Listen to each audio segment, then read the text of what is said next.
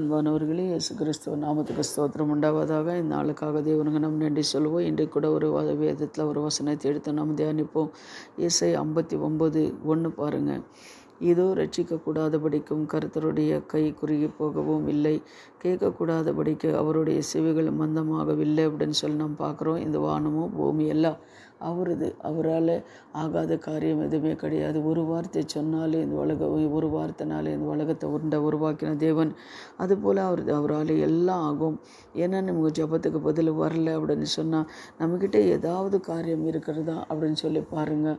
இல்லை, நான் கரெக்டாக ஆண்டவர் கற்பனைப்படி நான் நடந்துகிட்ருக்கிறேன், அவரை தேடிட்டுருக்கிறேன், அவங்க முகத்தை நான் ஒவ்வொரு நாளும் தேடுறேன், எனக்கு இன்னும் அது பதில் வரலை அப்படின்னு சொன்னால் ஒரு எக்ஸாம்பிள் என்னென்னா, ஒரு குழந்தை இருக்கும். அந்த குழந்தை ஒரு 8 வயசு இருக்கும்னு வச்சுக்கோங்களேன். ஒரு ஒண்டி கேட்கும். அந்த ஒண்டி கேட்கும்போது நீங்கள் வாங்க கொடுக்க முடியாது இல்லையா? ஆனால் அது வளர்ந்து கொஞ்சம் பெருசாக ஆனதுக்கப்புறம் ஒரு 18-20 வயசு ஆனதுக்கப்புறம் கேட்டால் நீங்கள் கொடுப்பீங்க இல்லையா? அதுபோல் தான் நீங்கள் கேட்குற காரியங்கள் தேவனுக்கு அப்படி ஏதாவது இருந்துச்சுன்னா அதை தாமதம் பண்ணி கொண்டு இருக்கிறார் அப்படின்னு சொல்லி விசுவாசிங்க. அது மாத்திரமில்லை, இன்னும் எத்தனோ காரியங்கள் உங்களுக்கு ஏஜாக இருக்கலாம். திருமண காரியங்களுக்காக நீங்கள் ஜெபித்து கொண்டு இருக்கலாம், அது செட் ஆகாமல் இருக்கலாம். ஆனால் இது மாதிரியெல்லாம் காரியங்கள் இருக்கும்போது கண்டிப்பாக தேவனை கொடுக்குறவராக இருக்கிறார். அவரால் ஆகாத காரியம் எதுவுமே இல்லை. ஆனால் நீங்கள் என்ன பண்ணுங்கள், ஏதாவது நீங்கள் அறிக்கை செஞ்சுருப்பீங்க, இல்லாத தேவனுக்கு விரோதமான காரியங்கள் ஏதாவது இருந்தாலும் கூட நீங்கள் ஜெபம் பண்ணுங்கள். இன்னொன்று, சத்ருவானவன் தடை பண்ணி வச்சுருப்பான், அதை கூட நீங்கள் ஜெபம் பண்ணுங்கள். நல்லா ஜெபம் பண்ணும்போது உங்கள் தடைகளும் கட்டுகளெல்லாம் வடிக்கிறவர் அவர் இருக்கிறார். அதனால் அவரால் ஆகாத காரியம் எதுவுமே கிடையாது. அதனால் பாருங்கள், அவரால் எல்லாமே ஆகுங்க. அதே போல் நீ ஆதியாகும் 18:14 நீங்கள் பார்க்கும்போது, கர்த்தராலே ஆகாத காரியம் உண்டோ? உற்பத்தி திட்டத்திலே உன்னிடத்திற்கும் திரும்பி வருவேன், அப்பொழுதும் சாராளுக்கும் ஒரு குமாரன் இருப்பான் என்று ஆண்டவர் சொல்கிறார் பார்த்தீங்களா? அதுபோல தான். ஆனால் ஆபிரகாம் 25 வருஷம் அவர் என்ன பண்ணுறாரு, ஜெபம் பண்ணார் அப்படின்னு சொல்லி நம்ம பார்க்குறோம். தானியேல் ஜெபத்துக்கு உடனே பதில் வந்ததுன்னு கூட நம்ம பார்க்குறோம். அன்பானவர்களே, அப்போ பழைய ஏற்பாட்டு காலத்தில் அப்படி இருந்தது. ஆனால் இப்போ அப்படி கிடையாது. இயேசு கிறிஸ்து நமக்காக பரிந்து பேசி கொண்டு இருக்கிறார். இயேசு கிறிஸ்து அவரை சத்ருவன் தலை நேசிக்க இருக்கிறார். உடனே நம்மளுக்கு பதில் வரும்.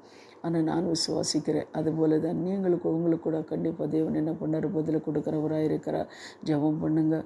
இன்னொரு காரியம் என்ன பண்ணுங்கள், என்ன காரியத்துக்காக நீங்கள் ரொம்ப முக்கியமாக காரியத்துக்காக ஜெபம் பண்ணிகிட்டு இருக்கிறவங்க, அதுக்காக நீங்கள் என்ன பண்ணுங்கள், ஒரு 3 நாள் உபாசம் இருந்து தேவன பாதத்தில் காத்திருந்து ஒரே ஒரு காரியத்துக்காக, முக்கியமான காரியத்துக்காக நீங்கள் காத்திருந்து ஜெபிங்க. திருமண காரியமாக, இல்லை கடன் நீங்கணுமா, இல்லை வியாதி நீங்கணுமா, இது காரியங்களுக்கெல்லாம் நீங்கள் ஒரு நாள் மட்டும் ஒரே ஒரு காரியத்துக்கு நீங்கள் என்ன பண்ணுங்க, ஒரு 3 நாள் ஜெபம் உபவாசம் இருந்து ஜெபம் பண்ணி பாருங்கள்.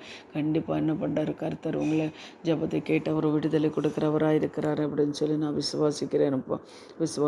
அதே போல் பாருங்கள், என்னாகும் 11:23 நீங்கள் பார்க்கும்போது, அதற்கு கர்த்தரே மோசேயை நோக்கி, கர்த்தருடைய கை குறுகி இருக்கின்றதோ, என் வார்த்தையின்படியும் நடக்காதோ என்றும் நீ இப்பொழுதுமே காண்பாய் என்று சொல்லுகிறார்.